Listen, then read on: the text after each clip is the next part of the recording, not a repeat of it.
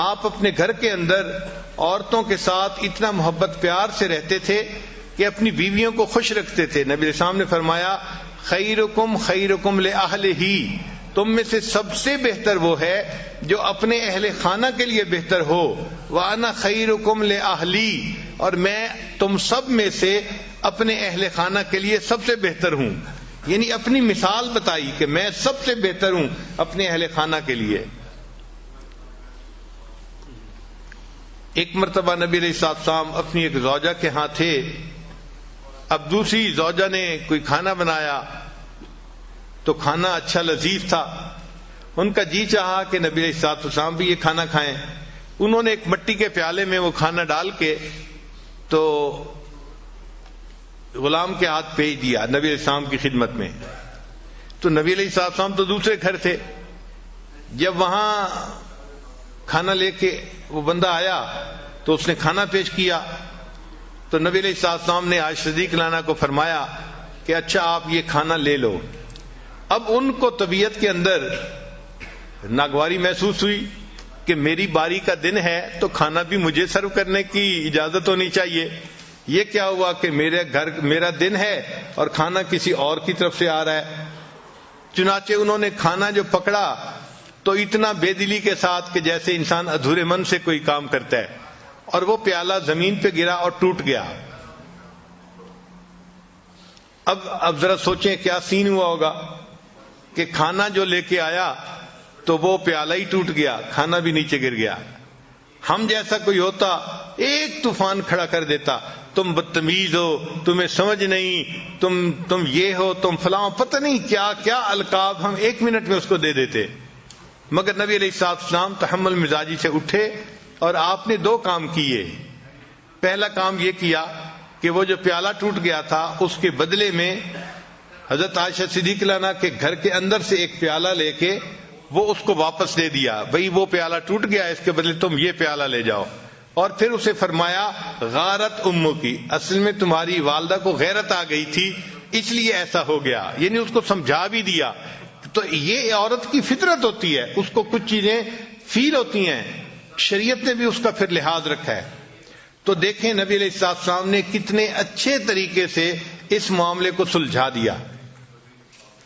تو اگر گھر میں کوئی معاملہ ہو جائے تو یہ مرد کی ذمہ داری بنتی ہے کہ وہ ان معاملات کو پیار محبت سے سمجھداری سے سلجھا دے.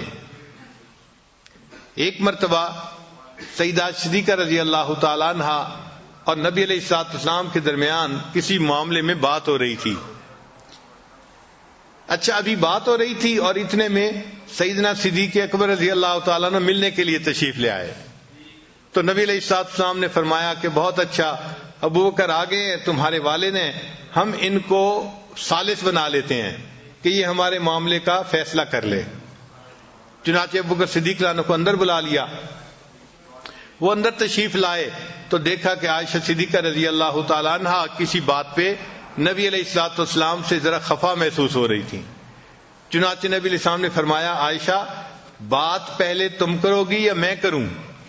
یعنی کون پہلے بات کرے گا؟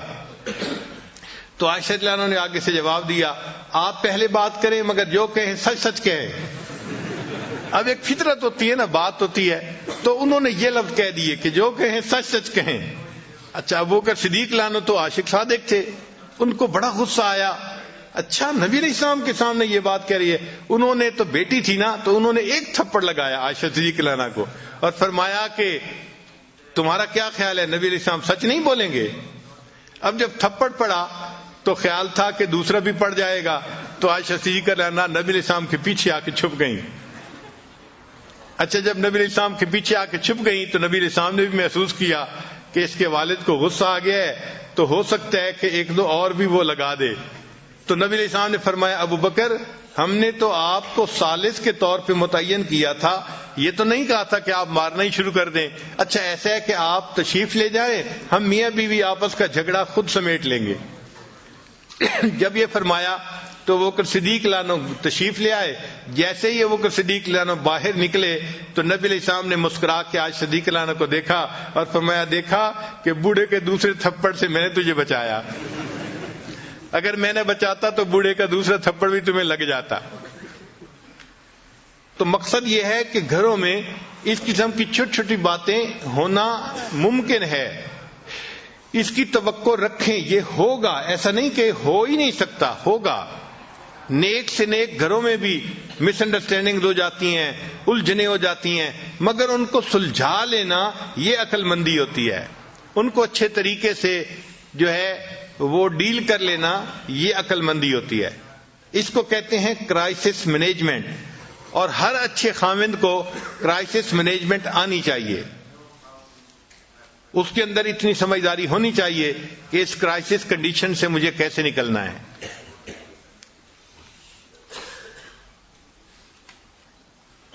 نبی علیہ الصلوۃ والسلام کی اہلیہ صاحبہ تھی سیدہ صفیہ رضی اللہ تعالی عنہا، تو خیبر کے جو بادشاہ تھا اس کی یہ بیوی تھیں، شہزادے کی بیوی تھیں۔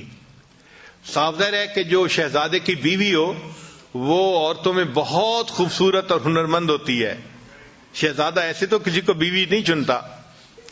تو بہرحال نبی علیہ الصلوۃ والسلام سے جب نکاح ہوا تو نبی علیہ الصلوۃ والسلام کے پاس آئیں۔ اللہ نے ان کو حسن و جمال بھی بہت دیا تھا، اور یہ اچھا کھانا بھی بہت بنایا کرتی تھیں، بہت اعلیٰ کھانا بنایا کرتی تھیں، جس کی وجہ سے ان کے ساتھ دوسری امہات المومنین کی کئی مرتبہ ذرا انبن ہو جاتی تھی۔ اچھا، ایک مرتبہ ایک ام المومنین نے ان کو کہہ دیا، اے یہودیہ کی بیٹی، یہودیہ کی بیٹی، یعنی ان کے چونکہ اوپر کے سب لوگ یہودی تھے اور یہ مسلمان ہوئی تھیں، تو ان کو یہودیہ کی بیٹی کہہ دیا، جس پہ وہ بہت دکھی ہوئی اور انہوں نے رونا شروع کر دیا۔ نبی علیہ السلام کو پتہ چلا تو آپ صلی اللہ علیہ وسلم نے پوچھا، صفیہ آپ کیوں رو رہی ہیں؟ اے اللہ کے حبیب صلی اللہ علیہ وسلم، مجھے انہوں نے کہا ہے کہ تم تو یہودی کی بیٹی ہو۔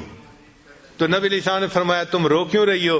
تم اسے کہتی کہ نہیں، میں ہارون علیہ السلام نبی کی بیٹی ہوں، ان کے خاندان سے تھیں، اور میرے چچا موسیٰ علیہ السلام تھے، اور میرے خاوند بھی اللہ کے نبی ہیں۔ تم ان کو یہ جواب کیوں نہیں دیا؟ تو دیکھیں کتنی سمجھداری کی بات کی، ان کا دل خوش ہو گیا یہ سن کے کہ واقعی میں کوئی گری پیڑی چیز نہیں ہوں، میرے اوپر کے اجداد میں حضرت ہارون علیہ السلام بھی نبی تھے، اور میرے چچا حضرت موسیٰ علیہ السلام بھی نبی تھے، اور اس وقت میں نبی علیہ السلام کی بیوی بھی ہوں، میرے خاوند بھی نبی ہیں۔ تو نبی علیہ السلام نے فرمایا تم ان کو یہ جواب دے دیتی۔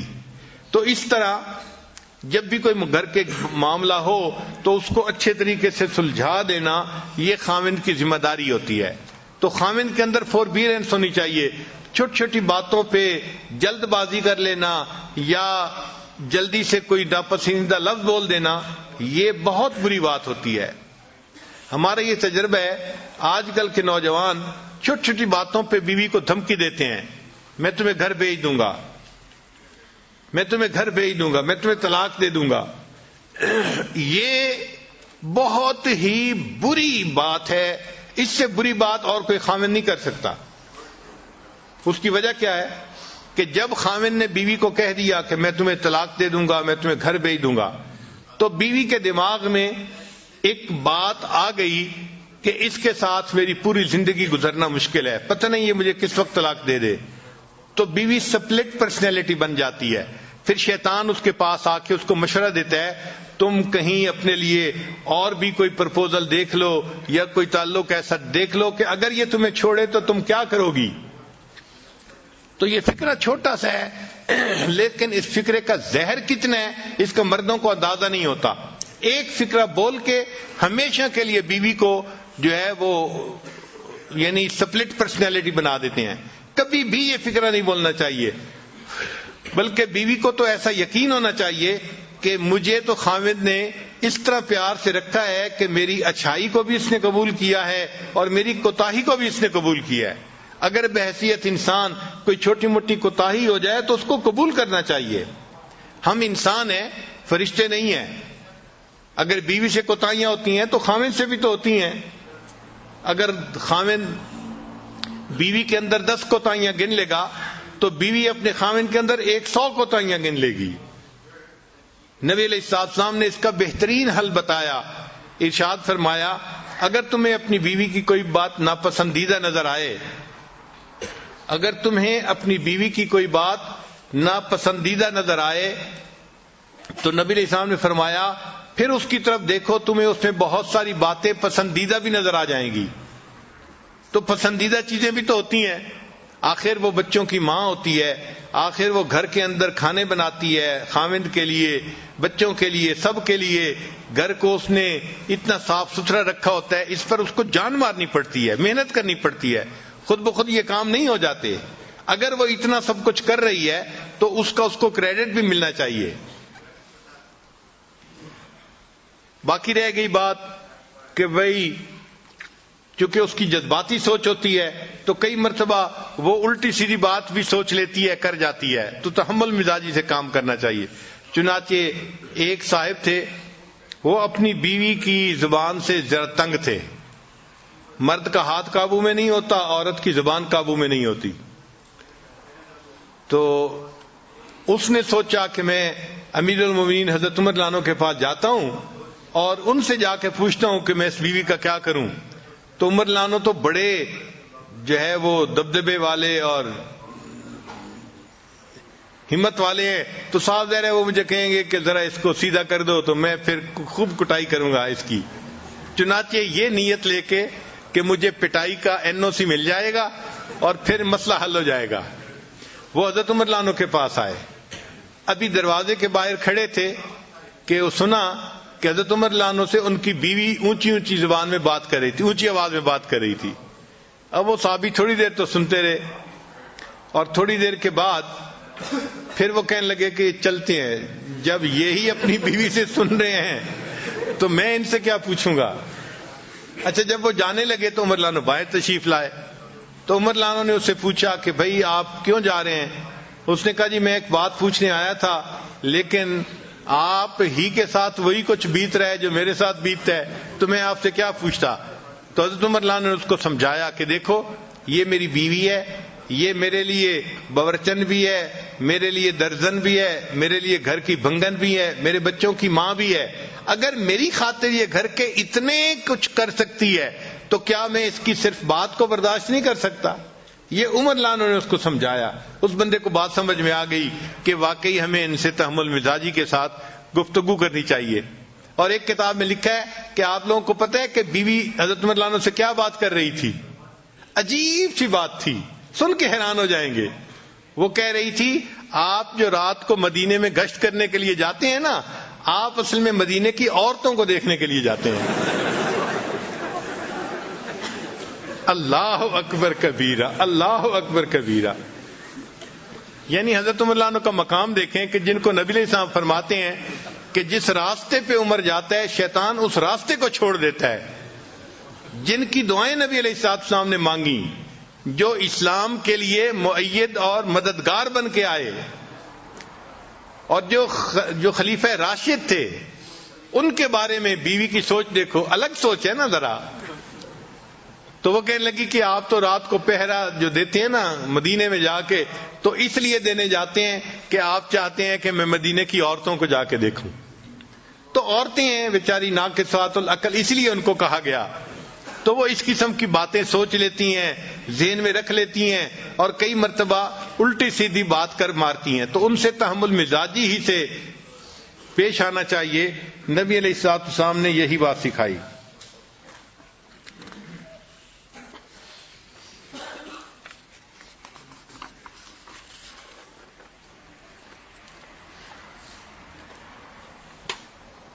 تو پہلی بات کہ خاوند کے اندر سینس آف ریسپانسبلٹی ہونی چاہیے، اور دوسری بات کہ خاوند کے اندر فوربیئرنس ہونی چاہیے، اور تیسری بات کہ خاوند کو چاہیے کہ اپنی بیوی کی بات کو سنے. یہ ایک ایسی غلطی ہے جو آج کے زمانے میں بہت سارے لوگ کرتے ہیں. فرصت ہی نہیں ہوتی بیوی سے بات سننے کی. حالانکہ اللہ تعالیٰ نے بیوی کی وائرنگ ہی ایسی کی ہے کہ جب خاوند شام کو گھر آتا ہے تو وہ اپنے گھر کی ساری کارگزاری سنائے بغیر نہیں رہ سکتی. وہ بات اس کے منہ سے نکلنی ہی ہوتی ہے. لیکن خاوند اگر اس کی بات نہیں سنتا تو پھر اس کا نقصان ہوتا ہے. اس نے بات تو کرنی ہے، وہ پھر یا اپنی کسی کلاس فیلو سے کرے گی، یا بہن سے کرے گی، یا اپنی والدہ سے کرے گی. اور جب وہ کسی تیسرے سے بات کرے گی تو ان کے مشورے ضروری نہیں کہ کوئی بہت مناسب ہوں اور جچے تلے ہوں، وہ الٹے سیدھے مشورے بھی ہو سکتے ہیں۔ ہمارے حضرت رحمۃ اللہ فرمایا کرتے تھے کہ میاں بیوی آپس میں ایک دوسرے کی وجہ سے کبھی نہیں جھگڑتے، ہمیشہ تیسرے کی وجہ سے جھگڑے ہوتے ہیں۔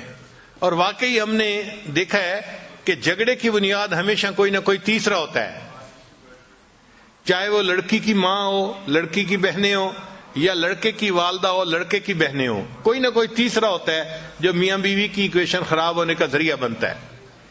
تو اس لیے خاوند کی یہ ذمہ داری ہے کہ جب وہ باہر سے آئے تو وہ 15-20 منٹ اپنی بیوی کے پاس بیٹھے اور اس سے اس کی بات چیت سنیں جو وہ کہنا چاہتی ہے۔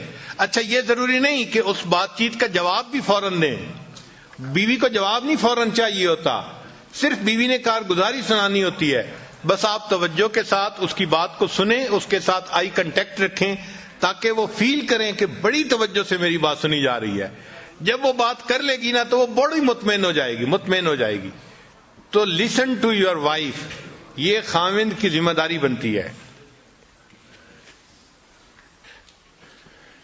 پھر ایک صفت اور کہ گھر کے ماحول کو نیکی پر رکھنا، یہ خاوند کی ذمہ داری ہوتی ہے۔ وہ اپنی بیوی کو بھی نیکی کی تلقین کرے، اپنے بچوں کو بھی نیکی کی تلقین کرے، اور بیوی کے ساتھ بیٹھ کے مشورہ کرے کہ ہم اپنے بچوں کو نیکی کی تربیت کیسے دے سکتے ہیں۔ یہ ذمہ داری خاوند کی ہے۔ کلکم رائن وکلکم مسئول عن رعیتہ، تم میں سے ہر آدمی چرواہے کی مانند ہے اور اس سے اس کے عیال کے بارے میں پوچھا جائے گا۔ تو خاوند سے بیوی اور بچوں کی دینداری کے بارے میں پوچھا جائے گا، اور عورت سے اس کے بچوں کی دینداری کے بارے میں پوچھا جائے گا۔ تو یہ بھی ذمہ داری مرد کی ہوتی ہے کہ گھر کا ماحول نیک رہے۔ ایسی آزادی نہ کرے کہ جی بیوی ٹی وی لے کے آ گئی ہے اور بیوی نے یہ لگوا لیا ہے اور بیوی نے یہ کر دیا ہے اور بچوں کے ذمے، ایسی بات ہرگز نہیں۔ مرد کی ذمہ داری ہوتی ہے، نیکی کے اوپر کمپرومائز نہیں ہے، لیکن اس کو امپلیمنٹ محبت پیار سے کرے، اکھڑ مزاجی سے نہ کرے۔ اس طرح مسلمان نہ بنے کہ اس کے مسلمان بننے پہ باقی لوگ کافر بن جائیں، ایسے نہیں کرنا چاہیے۔ محبت پیار سے ان کو سمجھائے اور ان کو دین کی طرف لے کے آئے۔ محبت پیار ایسا نسخہ ہے کہ گھر کے سارے لوگ دین کے اوپر آ جانا آسانی سے آ جاتے ہیں۔ ایک مرتبہ لاہور کا ایک نوجوان میرے پاس آیا، اب اس کی شادی 1-2 مہینے پہلے ہوئی تھی، اور شادی کے چند ہی دنوں بعد یہ سلسلے میں داخل ہو گیا، بیعت ہو گیا۔ اب اس نے چہرے پہ داڑھی بھی سجا لی، نمازیں بھی پڑھنی شروع کر دیں، تو نیکی پہ آ گیا۔ اللہ کی شان کے ایک دن میرے پاس آیا، غصے میں تھا۔ میں نے پوچھا خیریت ہے؟